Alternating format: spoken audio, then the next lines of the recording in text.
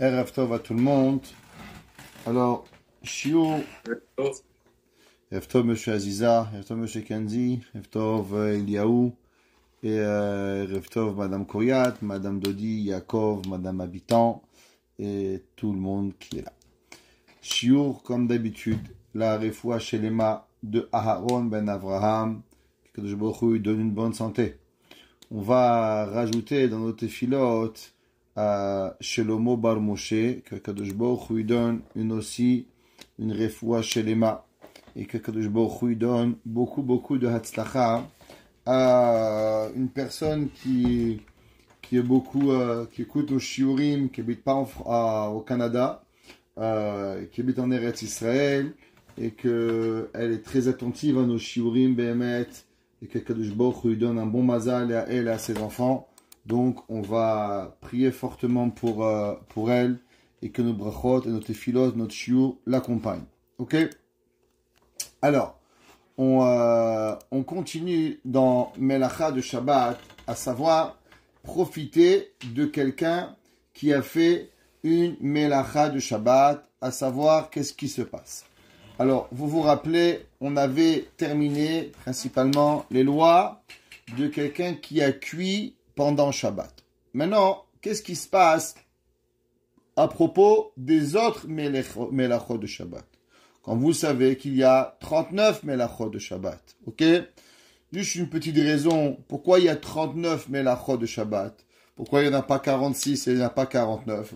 Une des raisons, c'est marqué dans le Khatam Sofer, à part que la Torah nous dit qu'on apprend de Ve'ele Hadevarim, Ve'ele Hadevarim, Ve'ele 36, Devarim, minimum de paroles, 2, Hadevarim, 1, ça fait 39. Mais le Khatam Sofer dit que le 39 Melachot sont interdits Shabbat à cause que le mot malédiction en araméen, il veut dire lat. Lataya, c'est une malédiction. Et qu'à partir du moment où nous avons Adam Arishon a été mis dans le monde, avant il n'aurait pas dû travailler, avant la Gemara a dit que les anges faisaient tout pour Adam Arishon, il n'y avait rien besoin de faire, et Adam Arishon a eu 39 malédictions. Et le jour du Shabbat, du fait que nous sommes dans la Bechina de Olam Haba, mais en Olam Haba, alors automatiquement Akadosh Baruch Hu, il nous demande de ne pas travailler, parce que le travail, chez les Goïm, c'est la santé. Chez nous, le travail, c'est la malédiction. Donc, du fait que le travail, il est une malédiction en cela, c'est pour ça que Akadosh Baruch Hu, il nous demande de ne pas travailler le Shabbat à cause que nous sommes élevés pour pouvoir y arriver. Maintenant, vous vous rappelez, on avait parlé qu'il y avait deux genres de Melachot. Il y a des Melachot que la chose, elle est transformée. Exemple, quand nous faisons, par exemple, bichoul. J'ai de la viande qui est crue, elle n'est pas consommable. Maintenant, je vais cuire la viande.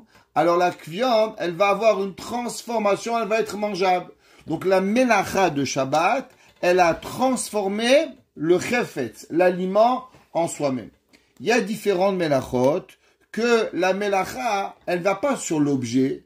C'est l'objet, il est le même. Par exemple, rappelez-vous, la voiture, quelqu'un qui transporte Shabbat, alors l'objet, il est le même. Il y a eu un interdit qui a été fait, mais l'objet, quelque part, il n'a pas changé. Exemple, j'ai acheté une bouteille de vin vendredi. Je la transporte, lo alenu velo alechem, pendant Shabbat. Je l'amène chez vous. C'est vrai que la bouteille, elle est venue chez vous Shabbat, mais pourtant, il n'y a pas eu de transformation dans la bouteille. J'ai pas transformé la bouteille, je ne peux pas te faire du vin pendant Shabbat. Donc, est-ce qu'il y a une différence? Là, la chaï est comme ça. Keshem she'asru chachamim le'echol beShabbat, davar shinbashel beShabbat. De la même façon, nous avons appris qu'il y a un knas, il y a une halakha qui interdit. Chachamim, ils ont fait un knas, c'est une punition de ne pas manger, de ne pas consommer un aliment qui a été cuit pendant Shabbat. Vous vous rappelez, on parle quand ça a été fait, Bemezid. Kar asru chachamim, shimush bedarvarim shenaasu beShabbat, alidé she'ar melachot ha'asurot beShabbat. Pareil, toute chose qui a été venue avec un interdit de Shabbat, on va voir que c'est aussi assour. Ve'afilu enam divrei ma'achal. Et même si Par exemple, c'est pas un aliment. Exemple, kegon, imidlik et taor be Shabbat. Qu'est-ce qui se passe si quelqu'un, il a allumé la lumière pendant Shabbat, lo alenu. Donc la lumière, c'est pas palpable. La lumière, c'est pas quelque chose. Alors, est-ce que maintenant, j'ai le droit de prendre un livre et d'étudier? Est-ce que j'ai le droit de rester dans la chambre? Imaginez-vous quelqu'un qui a peur du noir. Et maintenant, quelqu'un, il est venu, Dieu préserve, il a allumé la lumière. Avant, il pouvait pas rester dans la chambre parce qu'il avait peur du noir. Maintenant qu'il a allumé la lumière, alors il a pas peur. Est-ce qu'il peut aller? Quelqu'un, il pouvait pas descendre dans les escaliers, surtout en France par exemple, où il y a des gens qui habitent 7, 8, 9, 10, 12 étages de haut. Quelqu'un m'a dit qu'un jour il a loué en Floride une maison, 39e étage, il a descendu et il a monté Shabbat. Ouais, je lui ai dit Baruch Hashem, il avait un cœur en santé pour monter des 139 étages. En tout cas, heureusement il y avait une fenêtre. Imaginez-vous dans le noir. Est-ce que maintenant quelqu'un a allumé la lumière Shabbat, est-ce qu'on peut profiter? Pareil, c'est assour. Kegon, imidi ketao be Shabbat. Sheasa melacha, melechet havara, à partir du moment où qu'est-ce qu'il a fait? Il a fait la melacha de allumer une bougie. L'électricité, c'est une machloquette dans la lacha. On va voir, asur leenot meoto haor beshabbat, il n'a pas le droit de pouvoir utiliser la dérivée de cette halakha. Comme j'ai expliqué, j'allume une bougie, dans tous les cas, vous pouvez plus rester dans la halakha, dans la chambre, pardon. Pourquoi? À cause que c'est vous profitez de la melacha qui est faite et donc on n'a pas le droit. On va parler maintenant de certaines melachot que on peut revenir en arrière. Alors je vais expliquer. Par exemple, il y a bichoul, cuisiner. Qu'est-ce qui se passe si vous avez pris un morceau de viande crue et vous l'avez cuit pendant Shabbat? Dieu préserve. La viande, elle peut plus jamais revenir vers le passé. La viande, elle est cuite. À moins que tu aies un appareil pour remonter le temps. Mais normalement, alors si tu as un appareil, remonte avant Shabbat. Comme ça, tu n'as pas fait la melacha de Shabbat. Tu vas revenir à vendredi. Mais généralement, on n'a pas d'appareil pour remonter le temps. Donc quand la melacha, elle est faite, la melacha, elle est faite. Pourtant, il y a oui une melacha de Shabbat que l'on peut revenir en arrière et qu'on peut remettre la situation pareil avant la melacha. Cette melacha, elle s'appelle borer. C'est quoi borer? Séparer. Exemple, quelqu'un, il a du bon et du mauvais. D'après la halakha, vous le savez tous, on n'a pas le droit d'enlever le mauvais et de prendre et de laisser le bon. Il faut prendre le bon pour enlever le mauvais. C'est la melacha de borer généralement. Généralement, quand tu as, par exemple, dans ton assiette quelque chose que tu n'aimes pas, tu n'as pas le droit d'enlever ce que tu n'aimes pas. L'inverse, tu gardes ce que tu veux et tu laisses le reste. Quand tu enlèves ce que tu veux pas, tu fais la melacha de borer. Imaginez-vous, quelqu'un, il avait par exemple des cacahuètes et maintenant il avait des bonnes cacahuètes et des mauvaises cacahuètes. Et maintenant il s'est amusé et il a enlevé toutes les mauvaises cacahuètes, il a laissé que les bonnes cacahuètes dans un bocal. Donc maintenant, il a fait la melacha de borer. Maintenant, il a des beaux fruits à amener. Maintenant, sa femme, elle vient et dit, qu'est-ce que tu as fait, Shimon? Melacha de borer. Ah, je me suis trompé. Moi, je voulais enlever le mauvais. En tout cas, il s'est tout mélangé l'histoire. Maintenant, on va parler de shogeg ou on va parler de mézid. Pourquoi? Parce que dans la melacha de borer, il y a a priori une solution. C'est quoi la solution? J'ai qu'à mettre toutes les épluchures dans l'assiette. Et maintenant, en ramenant l'épluchure dans l'assiette, j'ai ramené ce que j'avais gagné. J'ai tout perdu. Alors maintenant, quelqu'un qui a fait la melacha de borer pendant Shabbat, est-ce que il est interdit à la consommation? Est-ce qu'il est permis à la consommation? Et est-ce qu'il a l'obligation de ramener l'état avant la melacha? Comme ça, au moins, il profite pas de la melacha de Shabbat. Dis la halacha. Mi she'avar beshogeg. D'abord, on va commencer avec la melacha, bien sûr, sans faire exprès. Quelqu'un, il a oublié que c'est Shabbat. Quelqu'un, il s'est trompé. Il se rappelle qu'il fallait enlever un ou l'autre. Il dit, j'ai bien fait, j'ai enlevé le mal du bon. C'est ça qu'il fallait faire. Ah non, le bien du mal. Ouais, je me suis trompé. qu'il a mal fait la melacha de borer le Shabbat. Kegon, shebirer pesolet mitoch ochel. Il a enlevé le mauvais du bon. Comme je vous ai expliqué, il y avait des raisins, il voulait servir une bonne grappe de raisins, il a commencé à enlever les petits raisins qui étaient pourris, et il a laissé maintenant une belle grappe de raisins. Melacha de borer, la melacha elle est bien faite maintenant. Oh, shebarar ochel mitor pesolet. Ou bien vous savez qu'il y a une autre melacha de borer, une autre catégorie, que si vous l'avez fait, eh ben, c'est aussi une melacha de oraita. Exemple, qu'est-ce qui se passe si quelqu'un, il a, vendredi soir, il a commencé à enlever le bon du mauvais, mais pas pour manger instantanément. Vous savez qu'il y a 3 shiurim, 3 mesures, à savoir quand est-ce qu'il est permis de faire le borer, le bon du mauvais. Même que normalement, melacha de borer, c'est assour, mal du bon, mais même bon du mal, c'est seulement permis sous certaines conditions. Et la condition, elle est généralement de la manger ou bien tout de suite, ou bien, d'après certains, dans 1 heure, ou d'après certains, dans le prochain repas.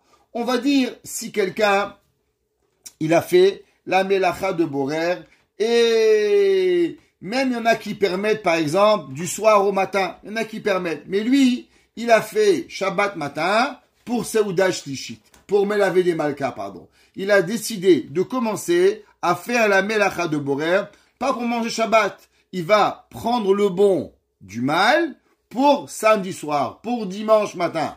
Donc maintenant, il a fait une melacha de borer min haTorah, parce que enlever le bon du mal, si c'est pas pour manger pendant Shabbat, d'après il y a beaucoup des poskim, d'après la majorité déjà bichlal, il est chayav melacha de borer min haTorah. Donc maintenant, il dit comme ça. Kegon shebarar pesolet mitoch ochel. Ou bien, shebarar ochel mitoch pesolet. Il a séparé le bon du mauvais, shelo almenat leochlo lealtar. Pas pour le manger tout de suite, pour le manger dans Motzei Shabbat. C'est un grand problème. Ou bien même, d'après certains poskim, de vendredi soir à Shabbat matin. Mi Seuda et Seuda. Ou de Shabbat matin à Seuda Shlishit. Que là, vraiment, il n'y a pas de permission. Parce que même s'il y en a qui permettent d'un repas à l'autre, par exemple de Shabbat matin à Shabbat après-midi, mais de vendredi soir, par exemple, à Seuda Shlishit, là, c'est vraiment un grand problème de borer. Ça s'appelle pas les altars. Tu es vendredi soir, il y a le matin, il y a le midi, tu veux seulement pour le lendemain 24 heures. Même dans Seuda Shlishit, il y en a qui interdisent. Nachol leachmir, shelo yachel ma'achar ze beshabbat atzma. Alors, il y en a qui disent que Béhémet, il n'y a pas d'interdiction. Pourquoi il y en a qui n'y a pas d'interdiction? Parce qu'encore une fois, la melacha de borer, elle a été faite. Mais, encore une fois, ma pomme, elle est restée ma pomme. C'est vrai que ma pomme, elle était entourée de plein d'épluchures. Mais qu'est-ce que tu as fait à la pomme? T'as rien fait à la pomme. Donc, il y en a qui disent que Béhémet, que dans la melacha de borer, c'est pas interdit. Puisqu'il n'y a pas eu une transformation dans le fruit. C'est pas comme bichoul. Dans bichoul, tu as cuit le steak, tu as cuit les carottes, tu as fait chauffer l'eau, donc tu as un café maintenant, donc il y a une transformation qui a été faite. Tandis que ici, il y a une melacha de borer. C'est vrai, mais pourtant, il n'y a pas d'interdit par rapport à arriver. La halacha, elle est que Béhémet, il est préférable de ne pas consommer cet aliment pendant Shabbat. Et là, il y a nichenu lahar Shabbat. Attends après Shabbat et tu vas le manger. Maintenant, il y en a qui disent, oui, tu sais quoi? Non, c'est pas grave. Remets les épluchures dans les pommes. Remets les épluchures avec des cacahuètes. Comme ça, maintenant, il n'y a plus de bon et de mal. Tout est redevenu mélangé. Et automatiquement, maintenant, tu vas pouvoir le consommer. La halacha, elle dit que les Ashkenazim, le Mishtabura, ils ramènent que Béhémet, il y en a qui disent qu'il faut remélanger. Mais le Rav Obadia, il ramène, il dit que non. ואפילו אם יחזור ויערב האוכל והפסול ביחד. נכון להחמיר שלא יאכל מאותו מאכל בשבת. Il dit, Béhémet, c'est une khumra, et c'est bien d'être accoutumé à faire cette halakha, que à chaque fois qu'il y a un problème de melecha de Shabbat, de ne pas être né de la Melacha de Shabbat. Malgré, comme j'ai expliqué, qu'il y a beaucoup de décisionnaires halachiques qui permettent. Mais préférablement, on va interdire et c'est une khumra. Maintenant, qu'est-ce qui se passe quand il y a rien à manger, quand il y a des invités et que maintenant vous êtes coincé, que vous avez besoin de cet aliment et vous pouvez pas vous permettre ce Shabbat en tout cas de profiter de cet aliment-là, alors on va faire deux choses. On va remélanger et quand on va remélanger, donc maintenant on ne profite pas de la melacha de Shabbat et automatiquement ça va m'être permis. Donc je répète après la halakha.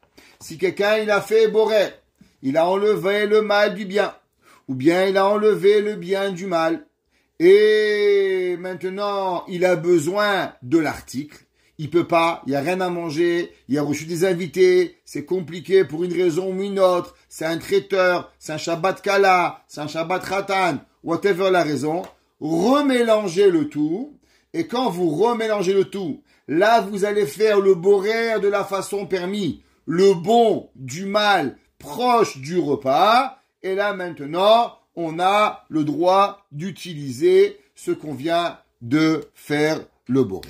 Pourquoi? Parce que maintenant, on a enlevé l'interdit. Maintenant, ve'im borer birer pesolet mitoch ochel almenat leochlo lealtar. Alors là, on va rapporter une halakha. Pour comprendre ça, on va apprendre un concept.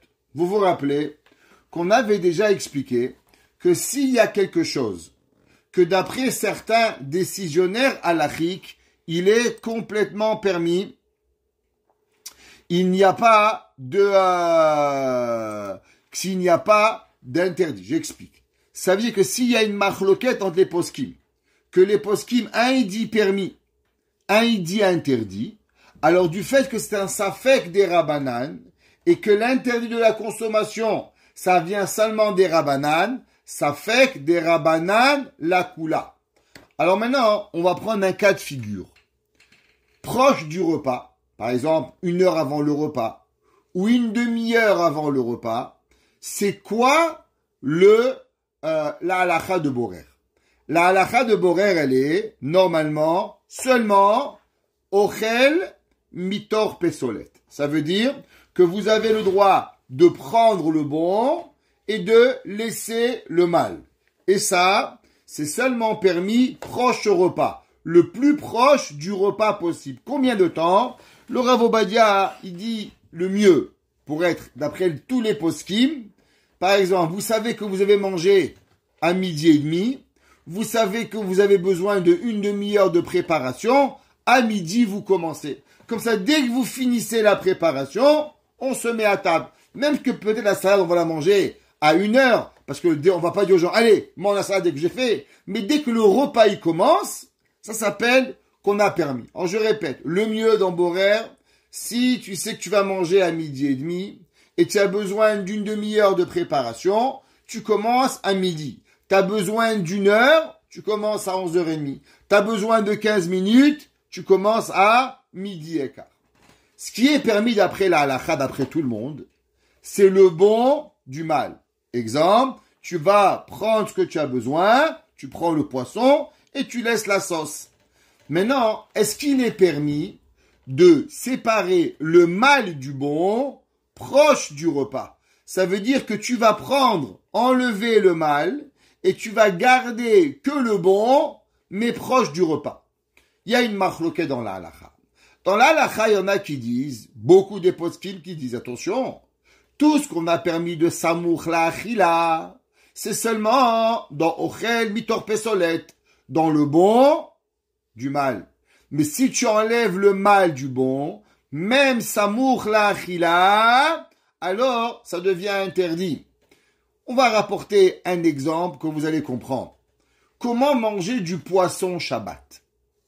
Alors, par exemple, au Hachem aujourd'hui, quand moi j'étais petit, je sais pas pourquoi, mais les poissons qu'on mangeait, ils avaient plein d'arêtes.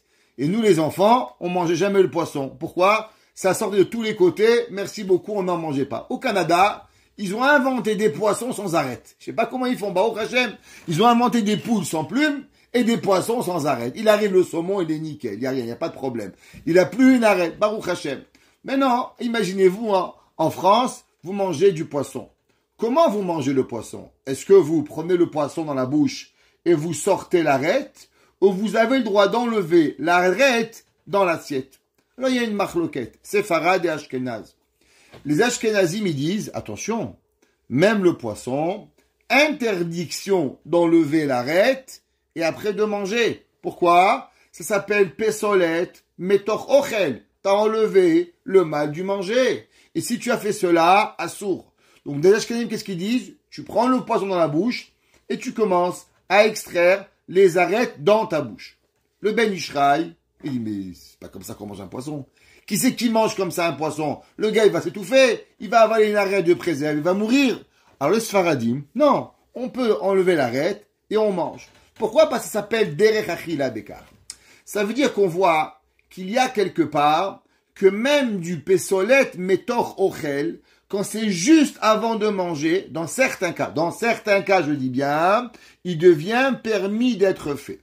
Maintenant, il y a des poskim qui ont élargi ce concept-là, et ils disent qu'en vérité, ce qu'on a dit, samour la achila, c'est pas seulement ochel metor pesolet, mais samour la achila, c'est même tout pesolet metor ochel, c'est permis. Alors, qu'est-ce qui arrive dans la lacha? Quand il y a une machloquette, est-ce que c'est permis ou c'est interdit? Dès qu'il y a une machloquette, alors on a dit ça fait des rabanan la kula, et automatiquement il n'y a plus de knas. Alors la lacha elle est comme ça. Ve'im barar pesbirer pesoled mitoch ochel. S'il a séparé le mal du bien, al menat lechlo lealtar, afal pi she'avar al isur melechet borer. Parce que nous, d'après la lacha, on ne retient pas cette opinion. D'après la lacha, qu'est-ce qu'on retient, comme j'ai expliqué? Seulement le bon du mal, à part le poisson.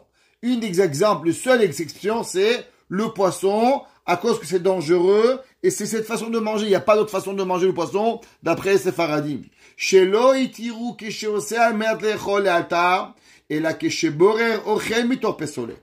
Pourquoi? Parce que nous, on a permis proche du repas, seulement ochel mitor pesolet. Mais pas pesolet mitor ochel. Mais quoi? Il y a une machloquette dans la lacha.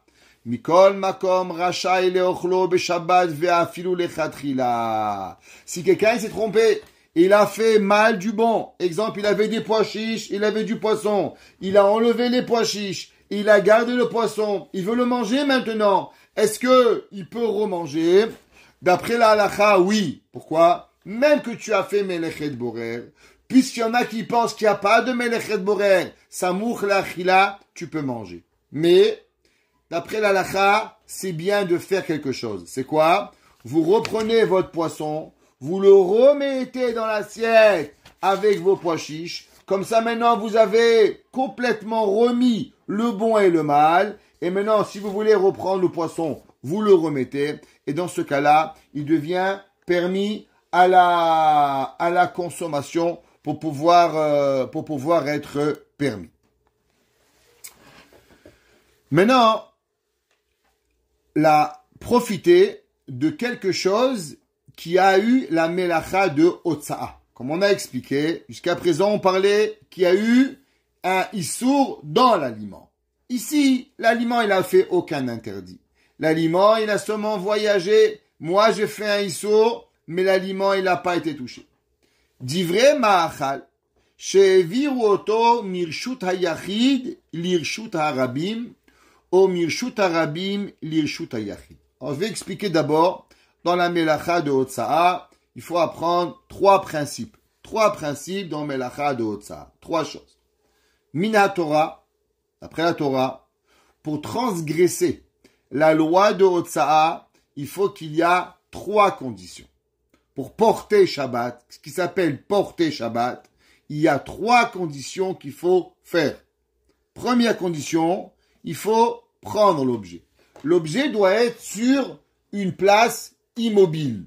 Exemple, je prends ma clé, elle est posée sur mon comptoir, je la prends. Ça s'appelle Akira. j'ai enlevé l'objet d'une place immobile. Deuxième, passer de Reshut HaYachid à Reshut HaRabim. Et numéro 3, la poser dans le Reshut HaRabim, dans le domaine public. Ou bien l'inverse.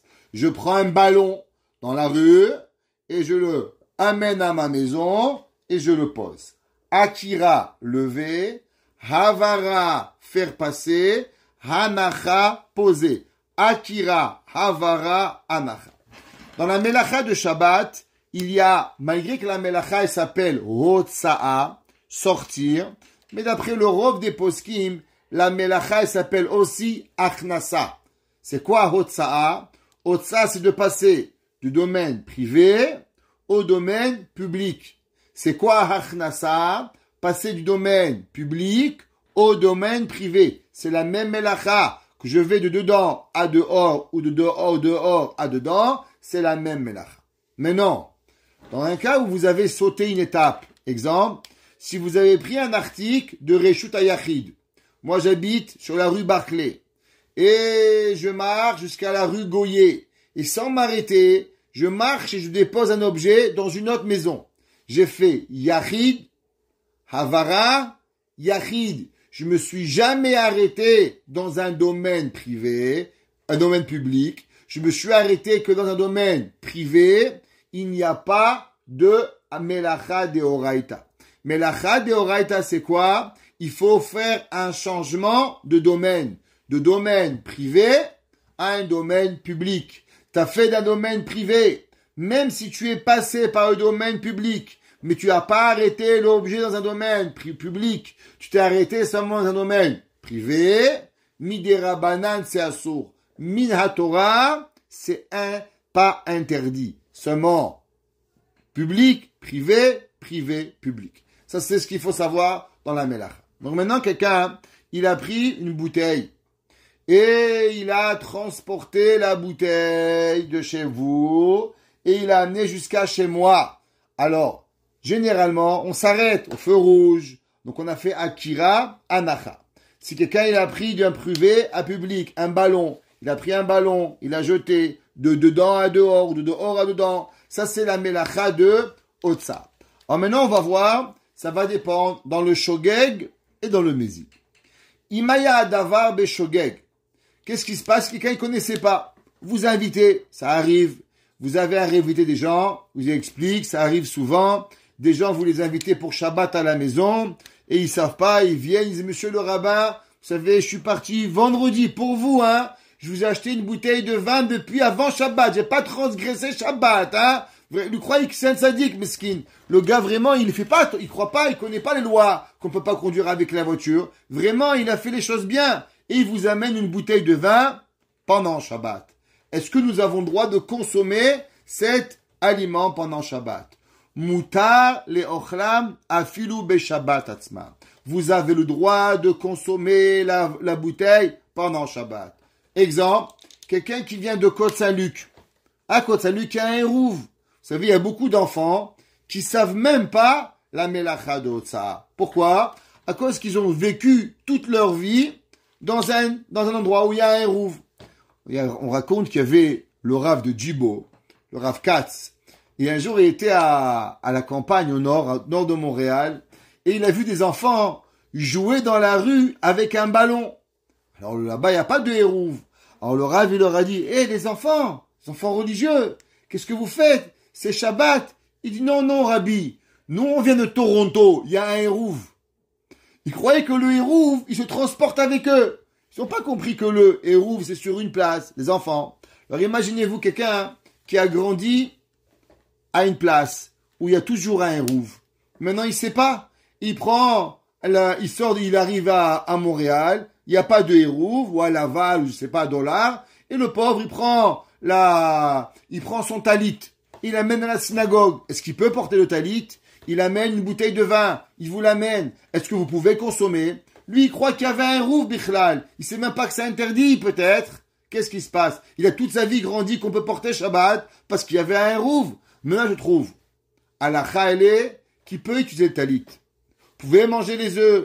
Vous pouvez boire la glace qu'il vous a amené. elle n'est pas interdite. Pourquoi?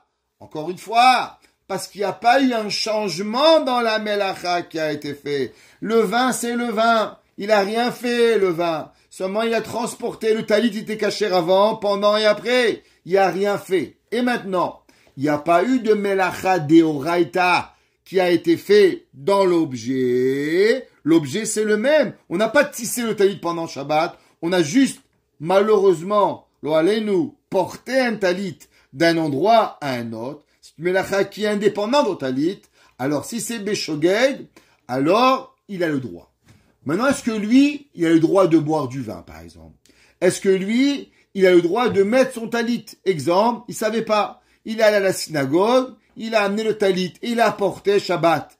Non, il sait, monsieur, c'est un sourd de porter. Mais il n'y a pas un rouf ici. Non. Ah, je savais pas. Est-ce qu'il peut mettre le talit, lui? Ou bien pour lui, il n'a pas le droit, au minimum.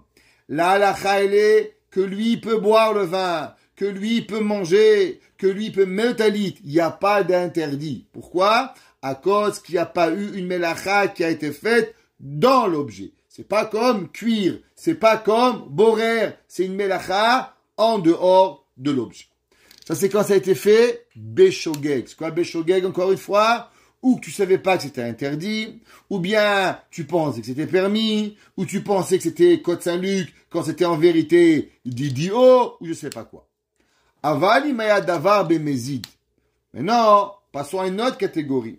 Le gars, il sait que c'est Shabbat, malheureusement, il est invité chez vous. Vous savez, il y a souvent des gens de la famille, malheureusement, que eux, ils savent Shabbat, ils connaissent, et ils pensent que nous, on est la halakha, on peut jouer un peu avec à droite et à gauche. Ils connaissent pas l'importance de la halakha qu'il y a. On raconte qu'il y avait un jour le baron de Rothschild. Vous savez, le baron de Rothschild était très, très, très riche. Il était très proche de la reine d'Angleterre. Et un jour, le baron de Rothschild, il est venu le voir, un messager, et il lui a dit que le prince, il lui demande de venir tout de suite. C'est une affaire très importante, et que s'il vient pas, le ministre, il va perdre des millions. Il lui a dit, je suis désolé, mais c'est Shabbat pour moi, et je ne peux pas venir. Alors, il est revenu, et il dit, là, c'est pas une demande, c'est une obligation que tu dois venir. Et le baron de Rothschild, il lui a dit, je suis désolé, mais je ne suis obligé de rien. La seule personne qui peut m'obliger, c'est Boré Olam, créateur du ciel, et je ne vais pas le faire. Alors, il a insisté, et pendant tout le Shabbat, le baron de Rothschild a refusé de venir. À la fin de Shabbat, qui c'est qui vient? Il est venu le ministre. Et il lui a dit, merci que tu es pas venu. Il a dit, pourquoi? Il lui a dit, parce que j'ai parié avec un autre ministre. Et l'autre ministre, il m'a dit que le baron de Rothschild, plus que tout, il aimait l'argent. Et moi, je lui ai dit que plus que tout, il était un homme pieux. Il m'a dit, regarde, viens, on va lui faire un coup, qui a des millions à perdre, et on va voir s'il va pas venir. Et moi, j'ai parié avec lui pour 1 million de pièces d'or, comme quoi tu allais pas venir. Et je pleurais dans moi, et je suppliais Dieu que tu viennes pas, parce que si tu venais, j'aurais tout perdu. Alors dès que Shabbat il est venu, je suis venu te remercier que tu es pas venu, parce que tu m'as fait gagner mon pari, à savoir à combien tu as aimé le Shabbat et que tu es pas venu. Donc il y a beaucoup de gens, malheureusement, ils savent la halakha, mais ils pensent que nous on peut jouer avec la halakha, que c'est pas grave, allez, un bouteille de vin, un bouquet de fleurs, on va être content, et ils comprennent pas que pour nous, on est offensé. On prend ça mal qu'on a été Mechalel Shabbat. Lo nous, garde tes fleurs, garde ce que tu veux, mais pour nous c'est Shabbat. Maintenant, il m'a d'avoir bemezid. La personne, elle sait, et elle a amené une bouteille de vin, Shabbat. Asur leochlam be Shabbat atzma. On n'a pas le droit de manger cet article. Que ce soit la personne qui l'a amené, ou que ce soit pour qui il l'a amené. Si par exemple, il vous a amené des raisins, vous pouvez pas les servir à table. Ni lui, ni pour Soudash Lichid quand il n'est pas là. Tout c'est assaut. Mais non, dès que c'est fini Shabbat, alors là il y a une différence. Vous vous rappelez que dans la Melacha de Bichoul, qu'est-ce qu'on avait dit? Si quelqu'un il a cuisiné Shabbat alors, puisqu'il y a eu une transformation dans l'article, alors maintenant, la personne, elle devient interdite à la consommation de cet article pour toujours. Dieu préserve. Monsieur Simon, il a cuisiné pendant Shabbat, exprès, lo alenu, il a fait un steak. Après, il regrette. Qu'est-ce qu'il peut faire avec ce steak? Il peut plus jamais le manger. Pourquoi il peut plus le manger? Parce qu'il y a une knas pour lui à toujours. Pour les autres, ils peuvent le manger. Mais lui, il peut jamais le manger. Ni dimanche, ni lundi, ni mardi. À l'inverse, quand on a transgressé Shabbat, on a fait un melacha de Hotza'a. Puisque la melacha de Hotza'a, elle n'est pas dans le gouffre à melacha, elle n'est pas dans l'objet lui-même. Alors, automatiquement, qu'est-ce qui se passe?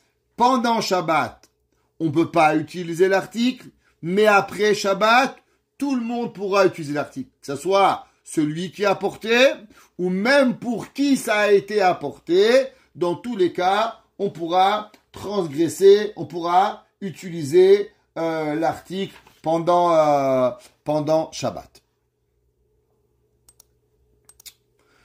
Prochaine halakha. Quelque chose qui a été apporté en voiture Shabbat. Alors, Milhamur Le'el, de ce que on vient d'étudier, ouais, Yesh Ilmod, She'im Yehudi Mechalel Shabbat. Si un juif, malheureusement, transgresse Shabbat.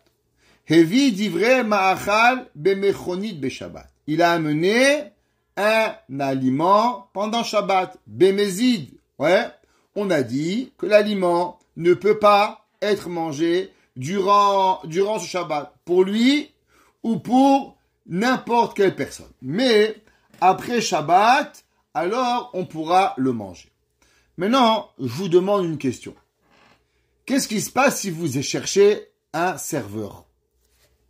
Vous savez, il y a des gens, ils ont des compagnies de serveurs. Alors ils t'amènent, oh voilà, il y a Jean-Jacques Dupont, il y a François, je sais pas quoi, et un il s'appelle, je sais pas moi, David Green. Green, il peut être juif, ou Green, il n'est pas juif. Mais non, toi tu l'amènes, il arrive, il dit, Shabbat Shalom, comment allez-vous? Tu dis quoi, vous êtes juif? Il dit, oui, moi je suis juif. Mais comment vous êtes venu? D'où vous arrivez? Ah, moi j'arrive de Saint-Jérôme. Comment vous êtes venu? En voiture. En voiture. Maintenant, je vous pose une question. Est-ce qu'on peut se servir des travaux de David Green? Il est venu pendant Shabbat pour être serveur. Il est venu pour pouvoir, je sais pas, faire quelque chose de permis. Mais il est venu durant Shabbat. Et il sait que c'est Shabbat. Et maintenant, est-ce que le travail de David, il devient interdit? Ou bien non? La melacha de venir en voiture, c'est une chose. Mais la melacha qu'il va faire, elle le rend pas interdit. Ou bien non? Je dis c'est comme le vin. De la même façon que la personne, elle amène du vin pendant Shabbat exprès. J'ai pas le droit de consommer le vin pendant Shabbat. Alors, quelle est la différence entre une bouteille de vin et un service? Du fait, qu'est-ce que tu es venu m'apporter, toi? Tu es venu m'apporter un service. Alors maintenant, je n'aurai pas le droit d'utiliser les services de David Green pendant Shabbat. La halakha, elle dit que c'est pas vrai. La halakha, elle dit Yehudi sheba bemechonit beshabbat. Un juif qui est venu en voiture Shabbat. Malheureusement, lo aleinu velo alechem. Il faut jamais faire venir un juif travailler Shabbat. Toujours compliqué. Faites toujours travailler des goïms, à moins que vous savez qu'ils sont des vrais shomer Shabbat. Sinon, ça complique les affaires. Comment il vient, ici fait melacha, l'ifne iver l'otiten mirchol. On peut faire plein de averot, lo alenu. Kegon melsa au poêle, ou bien un aide cuisinier, par exemple, dans une cuisine. Même s'il vient en Shabbat, pour pouvoir faire un travail permis, bien sûr. Pas un travail interdit. Servir à table, c'est pas interdit. Ouais. Mutar leishtamesh baem beshabbat velehenod mimelachtam. On a le droit. C'est pas parce que lui, il a fait une avéra que le travail qui va découler de lui, il est pas interdit. Pourquoi? Pourquoi c'est fait? Béhémet, si vous voulez, la halakha, elle est rapportée que même la halakha a été demandée à Rav Eliashiv Et même à Rav Chaim Kanievski, Zichrono Livracha, que ce soir on dit son nom, et c'est pour ça que je voulais mentionner à tout prix son nom, qu'il a l'Acha, il dit que même s'il a transgressé le Shabbat, il en reste, c'est que Chachamim, ils ont jamais interdit le travail d'un homme. Chachamim, ils ont seulement interdit la Melacha, mais l'homme, il n'est pas interdit. Juste pour mentionner et qu'on puisse dire le nom de Rav Chaim Kanievski, on va lire dans les mots. Ayen besefer me'or ha-Shabbat, shevi beshem hagaon, Rav Yosef Shalom Eliashiv. Il a ramené au nom de Rav Eliashiv et de Rav Fischer et de Rav Chaim Kanievski, Zechutei Gananu, sheikilu, ils ont été coulants. Beyehudi sheba bemechonit beshabbat, un juif qui est venu en voiture beshabbat. O mishum shelo asru anaa me adam. Ouais. Parce que, en vérité, Chachamim, il n'y a jamais eu un interdit. De où on a vu dans la Torah que Chachamim, ils ont interdit le travail d'un homme. On a interdit, comme j'ai expliqué, la melacha. Mais le travail, c'est pas interdit. C'est pas sourd ça. Ou bien, deuxième permission, O mishum shiachol aya oto adam lishbot sham erev shabbat. Ils ont dit le Rav Eliashiv et le Rav Chaim Kanievski que la raison pourquoi c'est permis, à cause que Behemet, maintenant qu'il va te servir, ça n'a rien à voir avec le Shabbat. En vérité, il aurait pu te dire, allô, Madame David, je veux venir chez vous passer Shabbat, parce que moi je suis chômeur Shabbat. Si vous voulez que je vous aide à la cuisine, trouvez-moi à dormir. On l'aurait trouvé à dormir.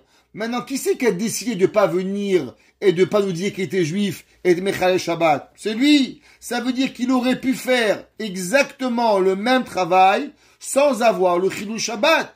Donc du fait qu'on aurait pu avoir, il a dit le Rav Chaim Kanievski, aucun rapport entre ce qu'il va faire et la Melacha de Shabbat, ça n'a rien à voir. Alors c'est pour ça que maintenant, Chachamim, ils n'ont pas été gozer et que Behemet, on a le droit de pouvoir utiliser son travail. Maintenant, bien sûr, il faut dire, si on sait que c'est un juif qui vient, il faut leur dire de ne pas venir Shabbat, et qu'il ne faut pas faire, et que c'est pas bien d'avoir, pour ne pas le faire. Et même leur dire que si ils sont Mechalel Shabbat, alors on va plus les prendre, comme ça ils vont apprendre à devenir ils vont faire Shabbat. Maintenant, qu'est-ce qui se passe s'ils sont venus, comme j'ai expliqué, vous savez pas qui était juif, et maintenant il vous dit Shabbat Shalom, et vous arrivez, alors il n'y a pas d'interdit. Vous savez, il y avait un jour un goy, il était le Shabbos goy de Bnei Brak, et c'était lui que tout Bnei Brak, ils étaient tout Bnei Brak, ils lui vendaient le chametz, ils lui demandaient de faire les melachot de Shabbat. C'était un arabe, Shabbos goy. Et un jour, quand il est mort, il a demandé d'être enterré à côté de sa mère.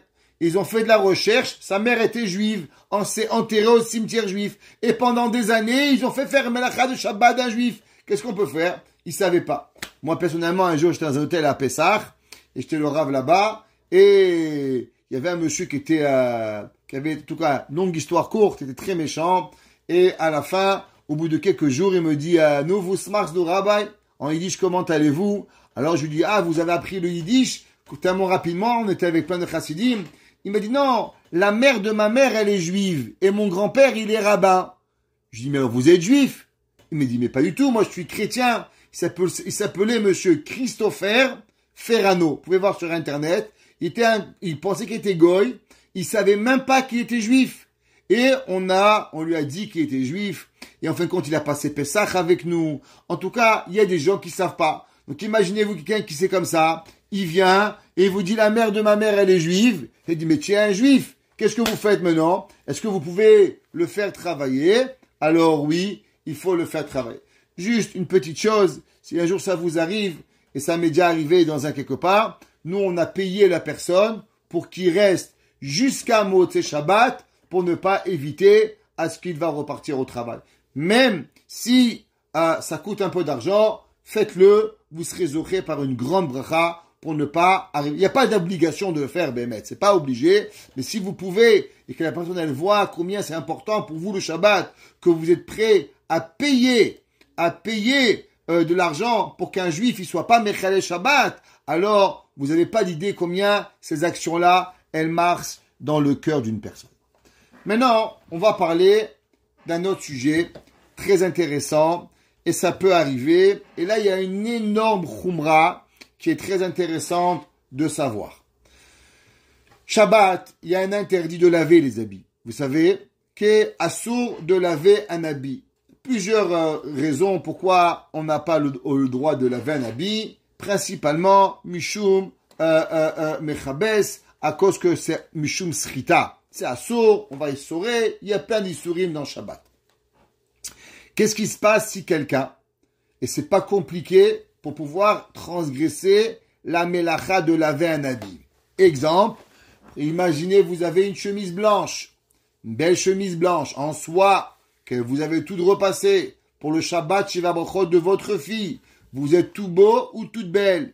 Et vous avez Baruch Hashem chez vous, vos petits bébés, vos petits enfants qui viennent à la maison. Et là, vous prenez comme elle est mignonne, et trac, il vous vomit dessus. Vous connaissez ça? Ou bien vous le prenez, il vous fait comme un trac, une talia. Et maintenant vous arrivez, vous êtes tout sale. Maintenant, Shabbat, prendre de l'eau et laver l'habit Shabbat, melacha deoraita, c'est pas une blague. Vous transgressez Shabbat. Ok? C'est assourd. Maintenant, malheureusement, le Yetzer Hara était trop fort. Et à la place de vous dire, ok, je serai pas en blanc, comme normalement la maman de la Kala, ou la Kala, elle doit être en blanc, eh ben, je vais être en vert ou en jaune. Et si on me demandera pourquoi, je dirai, ben, parce que j'ai eu un problème et j'avais pas le droit de laver mon habit. Ça, c'est la beauté. La beauté, c'est d'arriver et d'expliquer. On a un jour à demander au Khatam Sofer. On lui a demandé, le premier jour, le hétrog, il est tout beau. Mais à force d'utiliser le hétrog, il s'abîme. Pourquoi on n'a pas chaque jour un hétrog? Pour avoir chaque jour un magnifique hétrog. Il a dit le Khatam Sofer, parce que la beauté du hétrog, c'est quand il est usé. Quand on voit qu'à la fin de Sukkot, il est usé, alors il est pareil. Pareil, le Khatam Sofer, ils lui ont demandé, pourquoi on se rase pas pendant, les gens qui se rasent, pourquoi on se rase pas pendant Chol HaMoed? On arrive, on n'est pas propre. Il lui a dit l'inverse. Le fait que tout le monde y voit que tu es pas rasé pendant Chol HaMoed, ça c'est la beauté de Yom Tov. Le fait que tu accomplis la mitzvah, ça c'est la beauté de Yom Tov. Maintenant, qu'est-ce qui se passe? Quelqu'un, malheureusement, il a lavé son habit pendant Shabbat. Il a pris une serviette, il a pris de l'eau, trac, il a nettoyé. Il a été au ver melacha deoraita pendant Shabbat. Qu'est-ce qui se passe? Bien sûr, Assour le lovsho beoto Shabbat. Ça c'est pas comme porter. Là, on a fait une melacha dans quoi? On a fait une melacha dans l'objet. L'article lui-même, il a été transgressé pendant Shabbat. Maintenant, il y a encore, comme dans tout, il y a le shogeg et il y a le mezi. Qu'est-ce qui se passe si ça a été fait beshogeg? Par exemple, vous savez pas, pour lui, il avait la zabi, c'est le mettre dans la machine. J'ai pas mis dans la machine, moi. Qu'est-ce que tu veux chez moi? C'est pas ça que j'ai fait. Ou bien, il a oublié que c'est Shabbat aujourd'hui. Ouais. Alors, dans le Shabbat, il pourra pas utiliser l'objet. S'il demande au Rav, Rabbi, je demande, madame, qu'est-ce que tu avais là? Les proches étaient mouillés. Ben, j'ai lavé. Lavé. Assour. Mechabes Shabbat. Comment tu as fait? C'est quoi le héter? Durant Shabbat, elle n'a pas le droit de l'utiliser. D'accord? Maintenant, après Shabbat, même la personne qui a lavé, elle a le droit d'utiliser l'objet. C'est pas comme un méside que l'article devient interdit. Non, tu as le droit d'utiliser l'habit après Shabbat. Aval. Et là, il y a une très grande khumra. Écoutez la halakha ici. Aval imaya dava bemezid. Ouais. Si, par exemple, vous saviez que c'était interdit, et le Yetzer Hara, il était trop fort. Ah, on se connaît tous. Il y a tous quelque chose qui vient nous chercher, et qu'on n'arrive pas. Et on a pris l'article, on a frotté, et on a fait comme si de rien n'était. Et après tout le Shabbat, on a mal au ventre. Tout le Shabbat, on peut pas manger, on peut pas boire, on a envie de vomir, on a envie qu'on va mourir. Et Moté Shabbat, vous appelez le Rav. Alors, Rabbi, voilà qu'est-ce que j'ai fait. La halakha, elle est qu'en vérité, vous n'avez plus le droit de porter cet habit à tout jamais. L'habit, il devient interdit. Comme le steak. Vous vous rappelez le steak? Le steak que vous cuisinez Shabbat, vous pouvez plus le manger. eh ben la chemise, le chemisier, le manteau en vison, oubliez-le. Vous pouvez plus l'utiliser. Vous devez le donner à quelqu'un d'autre. Ouais. Alors, qu'est-ce qui se passe si vraiment on peut pas? Il y a une koula. Il y a une koula de faire, c'est de le ressalir et de le remettre à laver. Comme ça, on ne va pas profiter de l'article. Maintenant, bien sûr, faut faire attention quand on dit de le ressalir. Vous savez, par exemple, vous connaissez le jus Kedem. C'est la meilleure composition pour pouvoir colorer les habits. Si un jour vous voulez colorer votre chemise en rouge, du jus Kedem, ça part jamais. Javel, pré-lavage, surlavage, ça part pas. Quelqu'un, il a sali. La seule façon que ça part, c'est qu'il faut laver tout de suite. Maintenant, quelqu'un, il a lavé tout de suite. Après, samedi soir, il dit, bon, ça va, je vais mettre un petit peu une tache. Tu te fous de qui? Ça va jamais revenir pareil. C'est pas comme la halakha, elle est béhémet, qu'en vérité, la personne, du fait qu'il a profité, et il peut pas la ramener comment c'était à la melacha, il ne peut pas utiliser cet article. Qu'il donne à quelqu'un, il donne à sa fille, il donne à son fils. Pourquoi? Parce qu'il y a un issou. Mais s'il peut le ressalir et il peut le relaver, comme on a expliqué, il y en a qui sont mekilim, mais c'est une koula. C'est pas la halakha béhémet. Si on veut faire une vraie teshuva, on ne va pas reporter l'habit. Pareil avec du cirage. Qu'est-ce qui se passe si quelqu'un, il a ciré des chaussures pendant Shabbat? Par exemple, ok? Alors, ça dépend. S'il savait pas que c'était interdit, ouais. Alors, il n'a pas le droit de porter les chaussures pendant Shabbat. Pourquoi? Pourquoi tu les as cirées? C'était pas métable. Alors maintenant, tout Shabbat, tu savais pas, tu enlèves les chaussures. Maintenant, dès qu'il finit Shabbat, tu pourras porter les chaussures. Maintenant, qu'est-ce qui se passe si tu as fait exprès? Tu avais un mariage et tu as acheté les chaussures Louboutin. Comme ça, et elles étaient sales. Et tu as dit quoi? Je vais arriver, Dieu préserve. Et le Yetzer Hara t'a dit quoi? Tu as payé $2000 les chaussures. Tu vas avoir les chaussures sales? Ça marche pas. Et tu as fait ce qu'il fallait pas faire. Tu as mis du cirage dessus. Eh ben, là, la halakha, elle est qu'en vérité, on ne peut plus porter les chaussures. Les chaussures, elles deviennent interdites à être portées. Maintenant, encore une fois, si quelqu'un, il va pas arriver à les jeter. Et oubliez, ça coûte $2000 et il va pas arriver. Il va pas donner à son fils. Alors, au moins, qu'est-ce qu'il fait? Vaut mieux qu'il ressalisse les chaussures et de façon qu'il va pouvoir de nouveau reavoir la melacha. Comme ça, il ne va pas profiter de la melacha d'avoir lavé ou d'avoir fait. Maintenant, savoir faire une halakha et dans le cirage des chaussures, faut faire très attention. Ici, ils ont des cirages tchik-tchak Kodak. Mais en France, c'est pas comme ça. Quand vous cirez les chaussures, c'est quoi? Vous prenez du vrai cirage, vous le mettez, et après, ça devient mat, ça fait comme une pâte dessus. Et après, vous prenez une chaussure, et après, vous étalez, et vous faites briller. Ça, c'est la melacha. Maintenant, imaginez-vous quelqu'un, il a mis le cirage sur la chaussure. Et maintenant, il a oublié de faire frotter la chaussure. Et pendant Shabbat, il a fait tic, tic, tic, tic, et la chaussure, elle a frotté, elle est devenue brillante. Ah, la mamash, la melacha de Shabbat, même si tu dis, mais j'ai pas mis le cirage, moi j'ai juste fait briller. Ah, de qui tu te moques? Ouais. Donc du fait que maintenant, tu avais le cirage avant Shabbat, et tu as fait briller la chaussure, comment? Tu avais du cirage, pas que la chaussure était un peu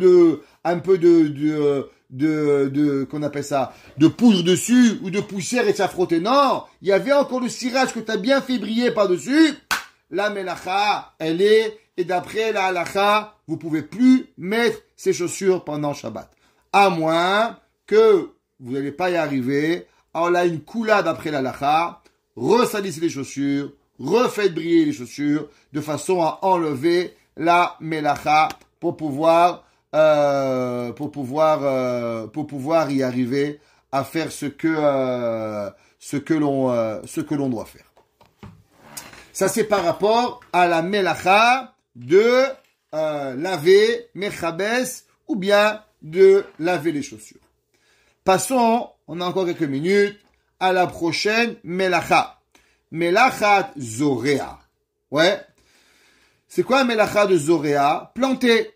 Qu'est-ce qui se passe si quelqu'un, il a planté pendant Shabbat? Il savait pas, et maintenant, sa femme, elle dit, tu sais, on a des graines de tomates. Tu veux pas les mettre dehors? Et tu vas, bon, au Québec, attention avec les tomates, avec les écureuils, vous allez avoir beaucoup de choses, à part des belles fleurs, mais pas de tomates. Baruch Hashem, les écureuils, ils vont se charger de vos tomates, de pouvoir s'assurer que vous n'allez jamais en manger. En tout cas, ça c'est un problème technique. Qu'est-ce qui se passe si maintenant vous avez planté une graine pendant Shabbat? Maintenant, comprenons bien comment ça marche.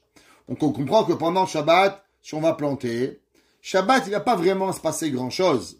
Mais, qu'est-ce qui se passe? Il va se passer que maintenant, ça va germer. De la germe, il va avoir un arbre, il va avoir une pousse. Et après, par la suite, il va avoir autre chose. Alors, vous allez avoir des tomates, des pommes. Est-ce qu'on va tout relier à la première zéria et on dit que tout est assourd? Ou je dis non, moi j'ai planté une graine.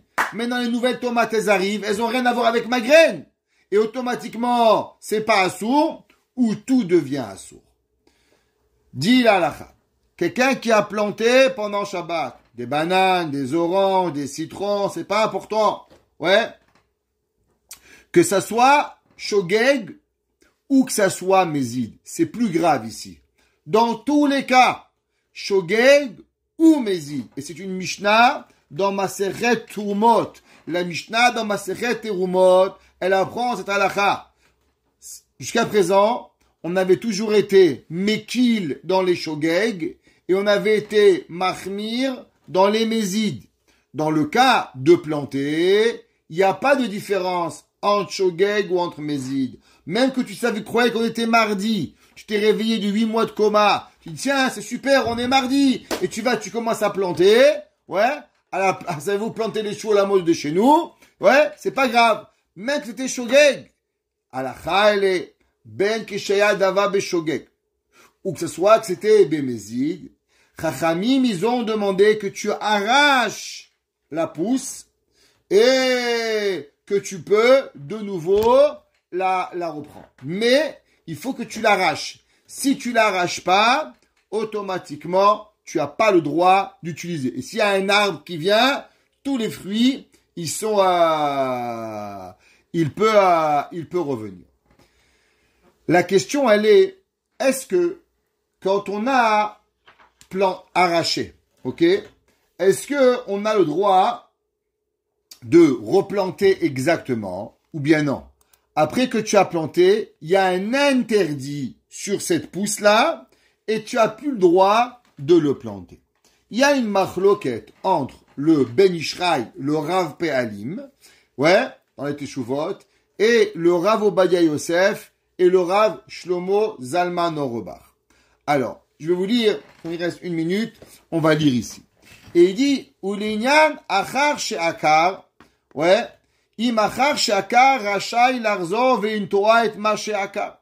est-ce que après qu'on a enlevé, est-ce qu'on peut replanter dimanche?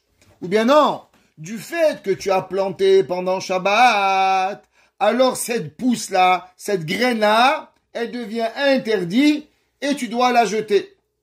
Le Ben Ishraï, ouais, Rabbi Yosef Chaim de Bagdad, dans le Shura Pe'alim, Katav, que d'après le Tosfot Yom Tov, Debi bichoul yevshar le'akor habichoul, ma she'en kan banotea, מבואה יוצא שאף אחר שעקר אינו רשאי לחזור וינטועה אותה נטייה. Il dit le Ben Ishraï, je te demande une question, est-ce que dans le bichoul, tu peux revenir en arrière? Tu peux pas revenir en arrière. Et du fait que tu peux pas revenir en arrière, alors automatiquement, tout devient assourd. Pareil, quand tu as planté un arbre, Shabbat, tu as planté une graine, tu prends la graine et tu la jettes et tu peux plus la voir et tu peux plus l'utiliser. Midin knas de ilavach yalam la ram à Shulchan Aruch chez vu dimeshevshel aski shemota et kemevashel. Et il dit, c'est quoi la preuve? Alors la preuve, il dit du Ben Ishraï, il dit je fais ce qu'on va appeler du fait que le Shulchan Aruch, il n'a pas mentionné. Le Shulchan Aruch, il a mentionné la loi de Bishul. Pourquoi il n'a pas rapporté dans la loi de Bishul? Attention, dans Bishul, l'article, il est interdit tout le temps. Mais quand tu vas planter, sache que tu enlèves et après Shabbat, tu remets. Le Shulchan Aruch, il aurait dû ramener la différence entre planter et cuire. Donc il dit du fait que Shulchan Aruch, il m'a appris la halakha de Bishul. Et il m'a dit pareil pour le reste. Ça veut dire que ce que tu dis dans Bishul, tu dis dans planter. Et de la même façon que dans Bishul, il devient interdit à tout jamais. Pareil, dans planter, il devient interdit à tout jamais. Et on ne peut pas replanter la même pousse ou la même graine pendant Shabbat. Comme ça, qui dit le Ben Israël. Le Rav Obadia Yosef, dans Chazon Obadia, dans le 4e volume, lui il dit que c'est pas vrai. De en achinami de share larzor ve'in Torah. Il dit non, Behemet, quand tu as enlevé la graine de la terre, la graine elle a plus rien, elle a plus de melacha du tout. Shelo kansu chachamim, ela shelo yene mima sheasa beShabbat.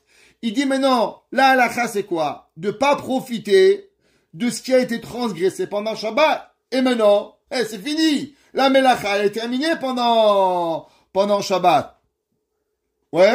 Et au moment où il a enlevé, il n'y a plus rien qui va rester de Shabbat quand tu replantes. Est-ce que quand tu vas replanter dimanche, est-ce qu'il y a la moindre connexion avec la première plantation? Rien à voir. Un, c'est planté. Deux, c'est un deuxième plantage. Alors, automatiquement, c'est permis. Et il dit que comme ça, le Rav Shlomo Zalman Auerbach, dans le Minchat Shlomo, dans le premier volume, à la fin de la Tchouva, et il a dit que Behemet,